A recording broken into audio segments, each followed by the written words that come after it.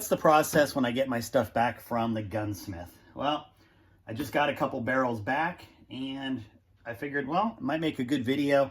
Let me just show you what I do when I am getting new barrels. Now, I've got a couple barrels that I've been shooting. They're pretty shot out, and I've sort of let my barrel backstock slide quite a bit, so I don't have any barrels that are ready to go right now. So I've been waiting on these. So what you can see here is I've got, back here are the two new barrels. This is kind of my gunsmith gun bag that I load everything up in that I take to him. It's got my name printed on the other side of it. And I've got things like my bolt that he needs. Obviously, we've got my reamers. And what else is in here? My other set of reamers is somewhere in here. So I've got my other reamers, because I wasn't sure what chamber I was going to have him do, so I had dropped off about 4 or 5 barrels and a couple reamers. I had both my Magnum bolt and my standard bolt, and it was sort of one of those things where it's easier just to drop off a bunch of stuff and then make decisions when he was ready to start working on it. As it turns out, I did not have him spin up any more Magnum barrels. I strictly did standard bolt face 284 barrels. This is one of my uncut barrels, so I'm just going to put it back in the pile because we didn't use it. I only had him do 2 barrels for now. I've got my Cortina tuner, and then I've got a couple of old barrels. Again, I wasn't sure if I was going to have him set back these barrels. These are both my my Magnum barrels. So we're going to put those aside. And then, let's see, on the other side we have my action. So there's one of my 2 actions that I gave him. And another bolt. Okay, so that should cover everything there. And, you know, I just do that because it's easy. I have a nice, just an older gun bag that I like using. And I try to keep this as simple as I can. So I've got, I know this is my standard bolt face bolt because it's got a smooth shroud on it. This is going to be my Magnum bolt because it's got this, not really fluted, but sort of fluted shroud on it. So my Magnums are shrouded, my standards are not. That makes life nice and easy for keeping it sorted out. Now, what am I going to do? Well, I'm kind of done shooting the Magnum for now, so I'm going to spin my 284s back on and have some fun with those for a while. So this is a Magnum barrel on here. These are both 284 barrels, and what I need to do is get them onto their actions. So I'll put one on this action, and I will put one on that action. Both of these will end up head spaced within no more than 1/1000th of each other, so I have no problems interchanging them at that point. So the biggest thing that I need to do is take these 2 new barrels and label them and start a book on them. So I'm just going to take a paper towel and just wipe down the back end here near the tenon. So here's your tenon, which is what threads into your action, and here's the back side of the barrel. And the reason I'm going to do that, and I'm going to do that to both of them here. The reason I'm doing this is because we're going to label them. Now, while I'm at it, I'm going to just wipe down the threads as well. He does a pretty good job of cleaning, but he doesn't know how long it's going to be until I use these barrels. There's times where I have him do 3 or 4 barrels, and they might sit for, you know, a few months. So he does leave a little film of oil both inside the chamber, down the barrel, and on the outside, just so that, you know, there's no chance of rust or anything like that. So because I know I'm going to spin these both on right now, I'm just going to clean up the threads just a little bit and, you know, get those pretty too. So what am I going to do? Well, if you remember from my past videos, I keep a book, and it's got all of my different barrels in here. And we're going to need to create 2 new barrel combinations so that I know exactly what's on here. So what I'm going to do is take blue. Now, I'm a little OCD with my tape. I don't want, if I'm looking at the barrel and I don't want to see where the tape overlaps on the barrel, so I want to make sure it's on the bottom side. He has an index mark that he puts on the barrel so that it makes it really nice and easy for me to know where up is. He also marks the barrel with the chamber, the date. So he'll mark all of this stuff here. He's got the date it was chambered. He's got, it's a Brux 185 on a Defiance. And not that I really utilize too much of that info, but it is nice that he takes the time. So I'm just going to take a small piece of my electrical tape, and I'm going to start on the bottom side of the barrel away from his index mark, and I am going to roll it so that it just overlaps and looks nice and smooth. Okay, so now I have a piece of blue tape on here, and for this one we're going to go ahead and do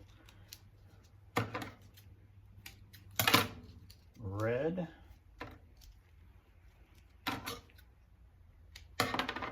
Okay, so same thing, we're just going to start this one right next to it, and we're just going to roll it on so that it's nice. And this way, this little tag end is underneath, and all you see is the nice smooth part of the tape. Now, here's what I need to do. I am going to start a page in my book, okay? And so this is going to be Brux, because it's a Brux barrel. Not that I really shoot anything else, but if I were to, I'd want to make sure I knew what it was. It's an 8.5 barrel. Again, that's pretty much all I shoot, but it doesn't hurt to have that information. I want to know what the finished length is. Okay, so finished length is sitting at exactly 32 inches, which is what I have him do, but it's always good to make sure of that as well. So Brux barrel, 8.5 twist, 32 inch overall, and then we're going to label this as blue red. Okay, so blue red. So I'm going to do the same thing to this next barrel, just so I've got it on record, and then I'm going to go put one of these on this and with this one here, and then I'm just going to hold off doing the other action for now. I'll just loosely spin it onto the barrel and throw it in the safe. I just don't really care about getting it totally up and running yet. Then we're going to come back and we're going to take some initial measurements that we're going to put down as well. So let's head out to my barn where I have my vise and can swap these out. So let's head out there. We have a barrel vise. We have my gun. We are going to put this in here. We are going to grab our socket driver.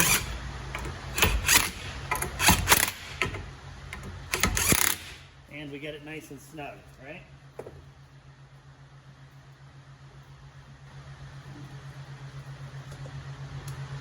Now we're going to come over here.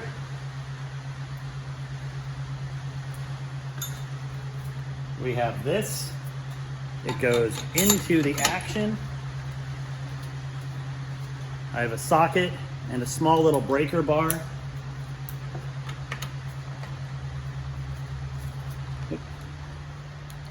And I forgot, I got to take the cheek weld out real quick.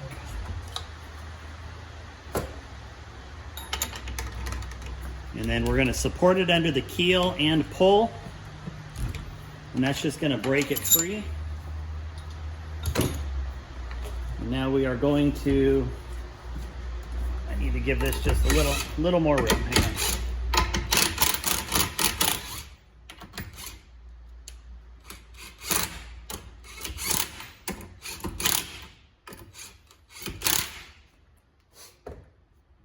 My forend was just a little too close to the vise. So now every rotation, I just make sure that I'm supporting underneath the scope and the action here. I know roughly where it's going to come off, but I want to make sure that this doesn't fall. And yes, I know there's going to be people that say you should take your scope off first. No, I don't care. So as long as I'm careful, this is not going to be an issue.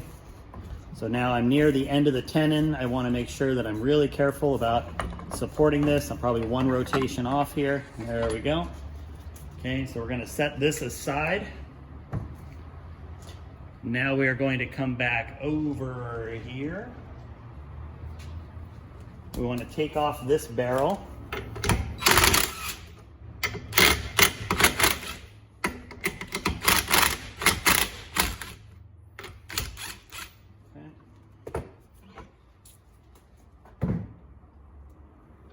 We now have our new barrel, which we're going to put in, and I'm going to orient it so that his index mark is sticking up. Okay.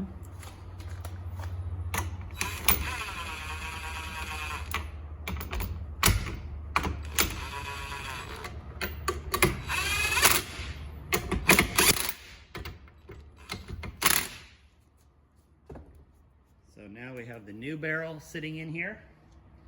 Let's come back over here.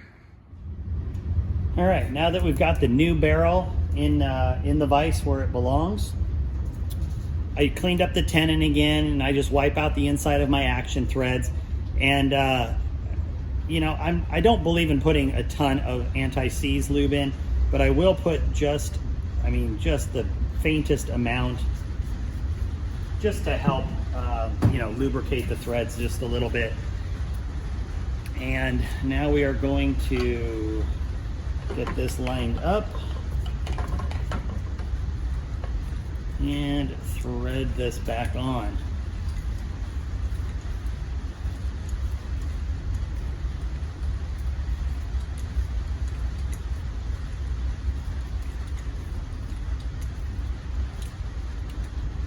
Okay, so we get it to hand tight, and the index mark was covered by tape, so I was kind of guessing, so it obviously wasn't straight up.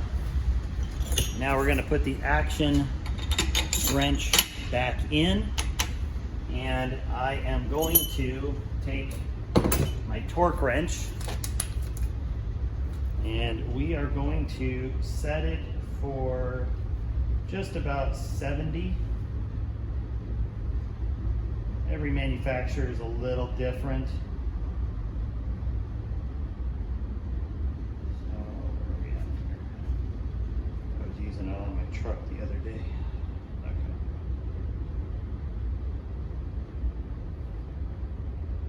So there we go. Okay, so we've got it tightened up. We're going to put it on. We're going to support down here. All right, so making sure that we're holding in the bottom or right around the keel, and then push, and we're going to just give it a push until, there we go. So hear the torque wrench. So then we know we're good. Now I know plenty of guys, and I'm one of them, that just snug it and then, you know, give it a pop. And honestly, I think for the most part that's okay. I had a barrel come loose during a match. So now I do the torque wrench more as just reaffirmation that I have got it in the correct position. At this point, we can simply come back over here. We are going to loosen up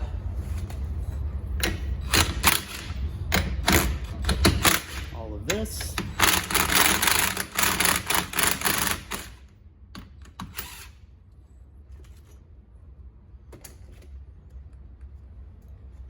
Now we are good to go. Let me just make sure I get my comb back in. And now you can see, you can see here I've got my blue-red barrel on now. So we're going to take it back in, get a couple initial measurements, and start loading. Here we are back in the garage, and now we need to find our basic jumping off point for distance to the lands. Now, I know it's not how everybody does it. I don't care what number I come up with. I just need something that's close and repeatable so that I have a jumping off point for my seating depth test, which is ultimately the number that I care about. So I'm just using the Hornady tool today. I also do the bolt drop method, but this is just an easier tool for doing the video here. So for those that haven't used it, this neck is opened up to where the bullet can slide in and out. And then I've got this rod that I push, and then I can tighten it up. So I have a cleaning rod in the other end to help push the bullet back out. We are going to engage the brass until it hits the shoulder, and then we are going to push from the back and tighten it up, and then we're going to bring it out. One thing to make sure is that you're tightened down. Make sure the brass is tight, otherwise you're going to get a sloppy measurement. So let's see where we're at. 2543 is my first one. Okay. Don't forget to pull your cleaning rod out the back side every time. Now I did obviously clean out the chamber to make sure it was going to measure correctly. So we're at 2545. Okay. So we're just going to do a couple more real quick here. Because like I said, I just need a basic number to work off of. And then we're good.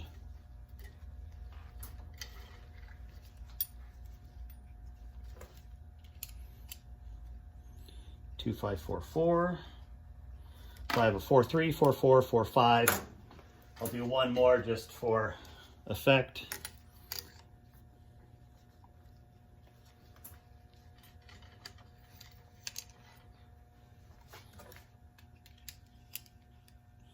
Four, 3, 5. Okay, so I feel really good about those numbers. That gets me within, it's a 2000s range, which is fine for what I'm doing. So now I know that my initial jump or my initial jam to lands there is going to be at 2, 5. We're going to call it 2, 5, 4, 4. So we're on the red and blue barrel. If you look over here, I am going to make sure I go to my new notebook where it says blue and red. We have that information, and now I'm going to put in my starting number, which is 2, 5, 4, 4. And then that way I always have a reference point. Even if I measure down the line and make a note, at least I know where my initial starting point was. So now I'm ready to load. I can go knock out some stuff to have some fun with tonight. I have my starting information for my notebook. That way, in case I need to come back to it. I will also, once I'm done shooting it tonight, take another measurement using my accuracy 1 gauge. In fact, I could do that right now, just so I've got that number. Okay. So here, let's do this. So here's what we're gonna do. Here's my bullet.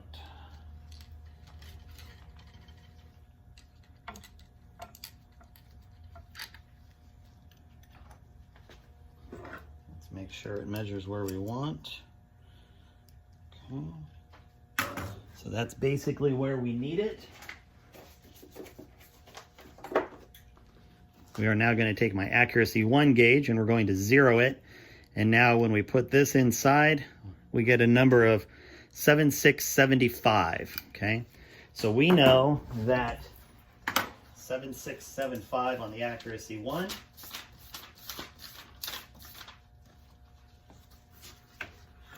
Seven, 6, 7, 5 on the A1 gauge. So now you can see we have the hornady gauge measurement and the accuracy 1 gauge measurement. So now I have starting points for either one in case I forget or need a reference point. So that's how I get a new gun set up. She's all ready to go. Being that I know the caliber and I know what's going on with it, my zeros are still going to be really good. So I'm not overly worried about that. I might have to make a fine adjustment on it because I was coming off of the Magnum on this particular gun. The Magnum was shooting right around 2860. I'm going to probably be shooting these around 2800. So it's going to be a little bit off for the sake of tonight. It's not that big a deal. It'll take me a couple shots and I'll be back on 0.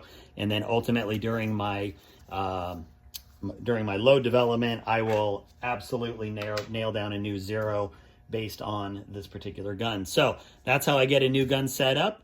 And here's the results on the first 30 rounds out of the barrel. So being that I know where 284 likes to shoot, I was pretty confident in picking at least a good jumping off point. And I went with roughly a 15 thousandths jump and just set on a middle of the road powder charge at 50.3. and you know, just went out and threw 10 ciders out there just to get everything dialed back in, and then shot a 199.7. Now it's not great. It's certainly not what I would expect after doing a real load development, but for the first 30 rounds down the barrel, literally no break-in, no nothing, just shooting. It's not a bad water line. It's you know, probably just about 3/4 of a minute or just a little less on water line there, but it felt great. It shot really well. And once I get load development done here, I think this one's going to really hammer them out. So thanks for sticking around. And that's how I do a brand new barrel setup.